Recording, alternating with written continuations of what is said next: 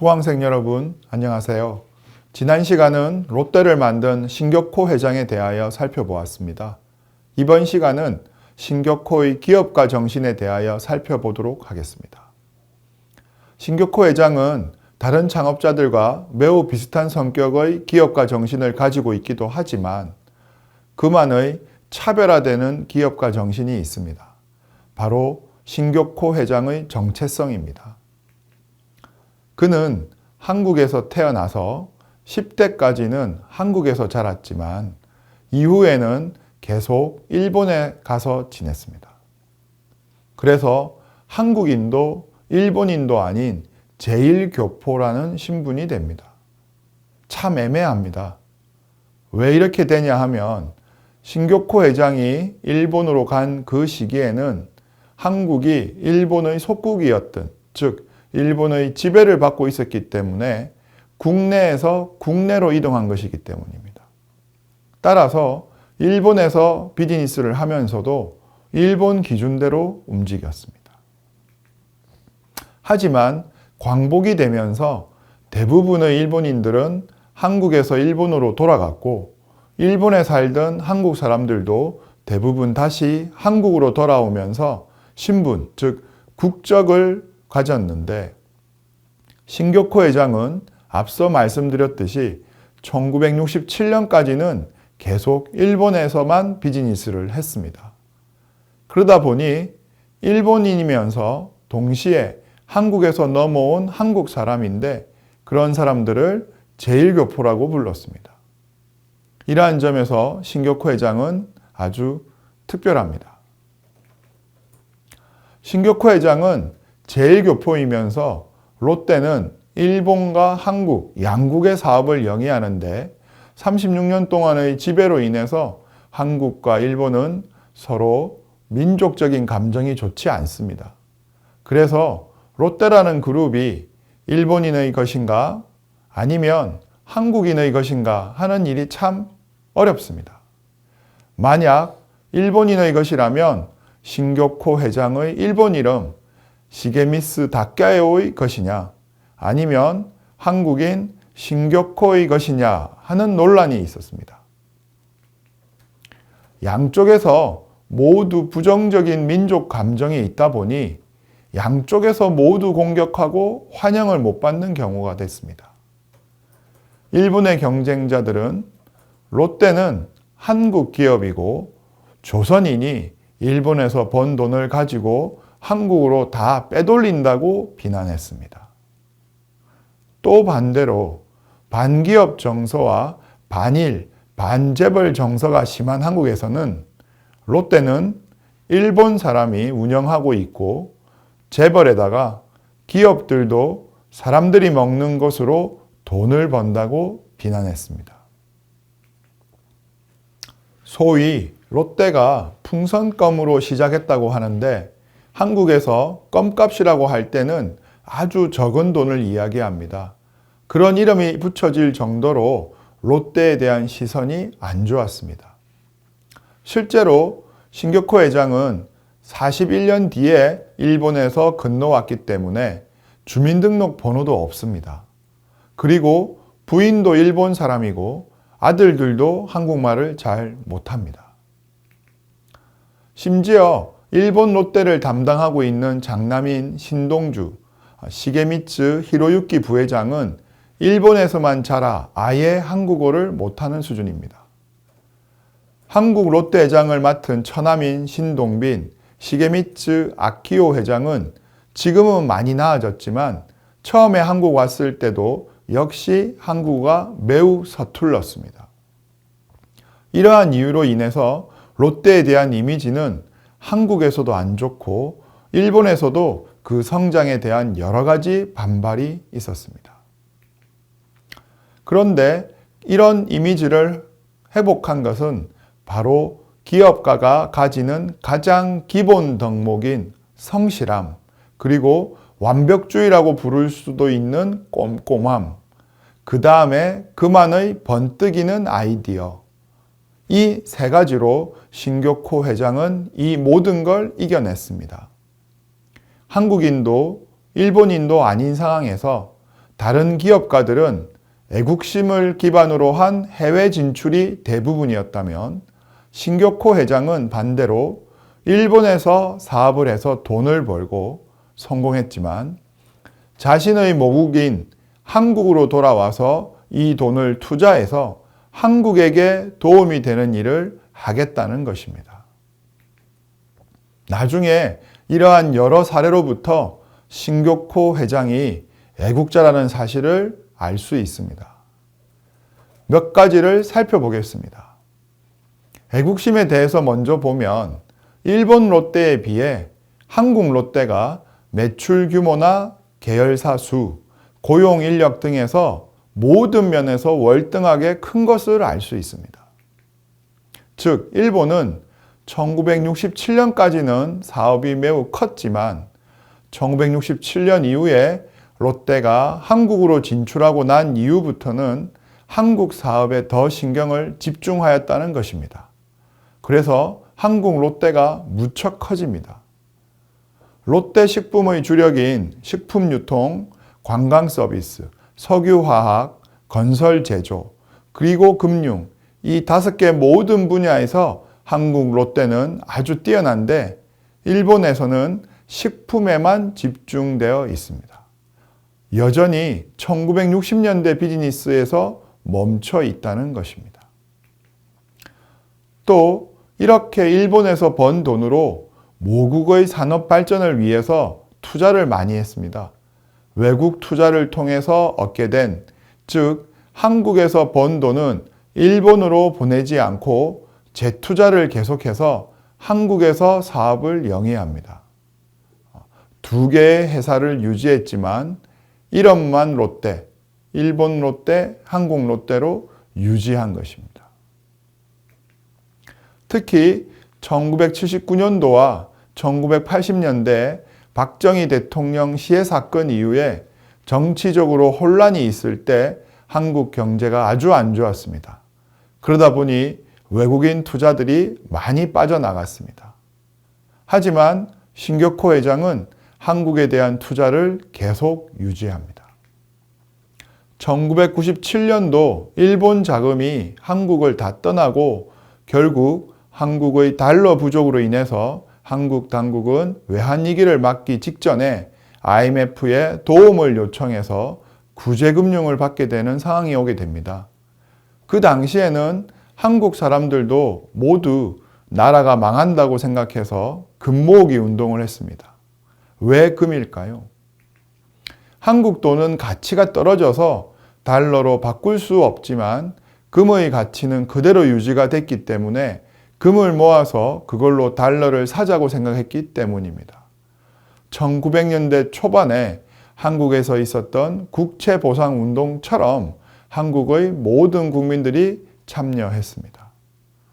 그때 신교코 회장은 재계 인사로는 처음으로 2천만 달러라는 거금을 개인 출자하고 또 5억 달러의 외국 자본을 한국으로 가지고 들어왔습니다. 그래서 한국의 경제 상황에 대한 믿음으로 이런 행동을 한다고 알려주게 되어서 애국자 신교코라는 호칭을 받기도 했습니다. 물론 그때는 나라가 망한다고 했기 때문에 대부분 다 참여했지만 먼저 하고 과감히 했다는 점에서 신교코 회장은 아주 뛰어난 애국심을 보이게 된 것입니다. 다음으로 신교코 회장의 아주 뛰어난 면은 바로 성실함과 꼼꼼함입니다.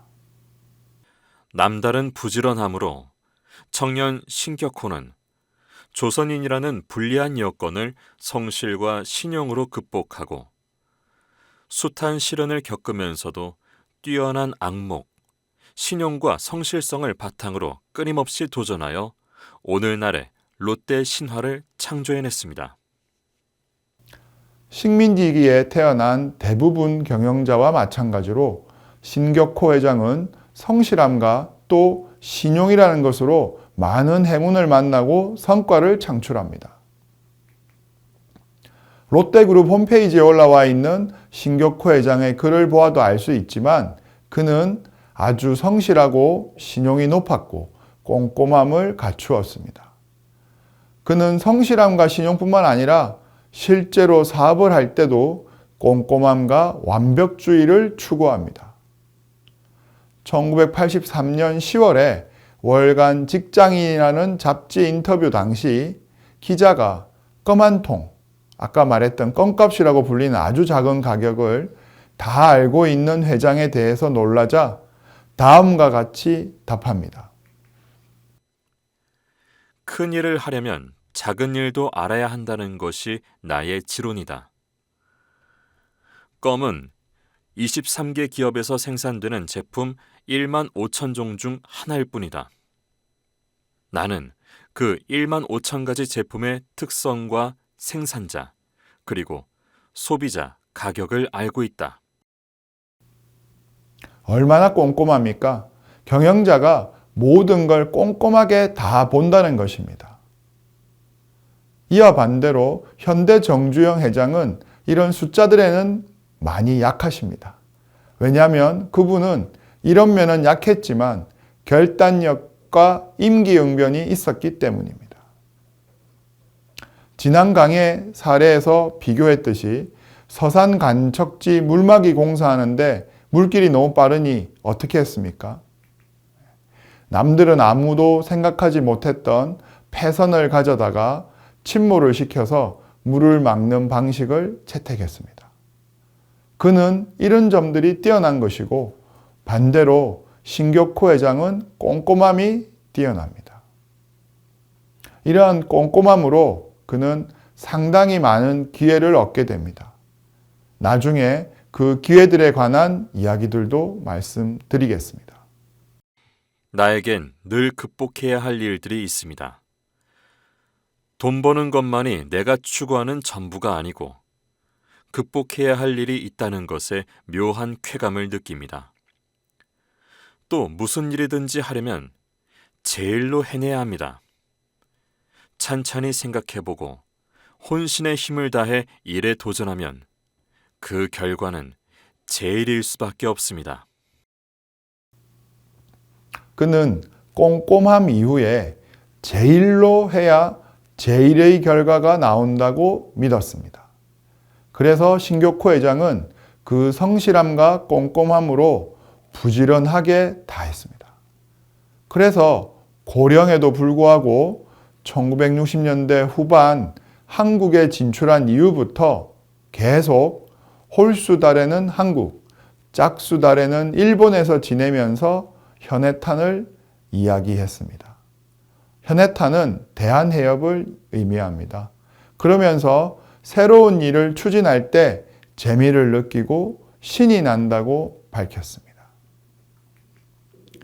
찬찬히 생각해보고 혼신의 힘을 다해 일에 도전하면 그 결과는 제일일 수밖에 없다고 이야기를 한 대단하신 분입니다.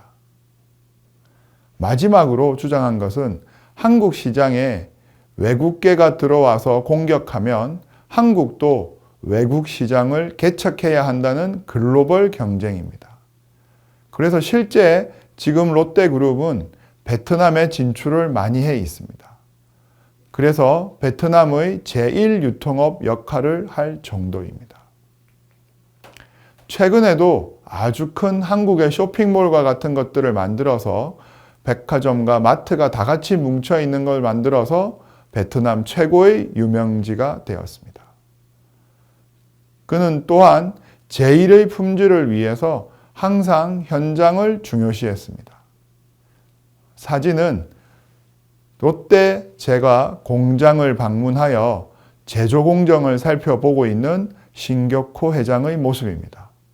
그는 한국과 일본에서 1년의 반을 각각 보내면서 항상 현장의 상황을 가장 중요시하는 품질 제일주의자였습니다. 롯데라는 이름을 떠올렸을 때 충격과 희열을 느꼈다. 롯데라는 이름은 내 일생일대의 최대의 수학이자 걸작의 아이디어라는 생각에는 지금도 변함이 없다. 마지막으로 그는 번뜩이는 아이디어가 있었습니다. 롯데그룹의 이름은 앞서 이야기했습니다.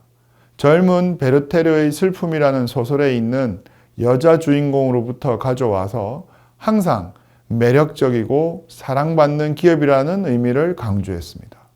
이처럼 이름을 만드는 그 자체로부터도 그의 아이디어를 찾아볼 수 있습니다. 예를 들어 신격호 회장이 처음에 한국에 들어왔을 때 풍선껌 시장으로 들어왔습니다. 그런데 한국의 1967년도는 전쟁이 끝난 지 15년이 지난 시점이지만 여전히 경제적으로 매우 힘들었습니다. 그 당시는 북한보다도 못 살던 시기였고 기본적으로 산업의 체계가 없었습니다. 즉 제조업이 거의 없었고 또 먹고 살기 힘드니까 소비도 별로 없었습니다. 하지만 아이들은 많이 있었고 그래서 신격호 회장이 생각한 아이디어가 바로 대나무 파이프 달린 풍선껌입니다. 껌만 씹고 버리지 말고 껌을 다 씹은 후 단물이 빠지고 나면 가지고 놀 수 있게 한 것입니다. 껌을 씹기만 하면 입이 아픈데 대나무 파이프에다 껌을 붙이고 불어서 비누방울처럼 부풀려서 놀 수 있게 했습니다. 장난감도 귀하고 놀거리가 없던 어린아이들에게는 껌이라는 것이 단물을 먹으면서 기분도 좋아지고 그걸로 놀 수도 있었던 것입니다.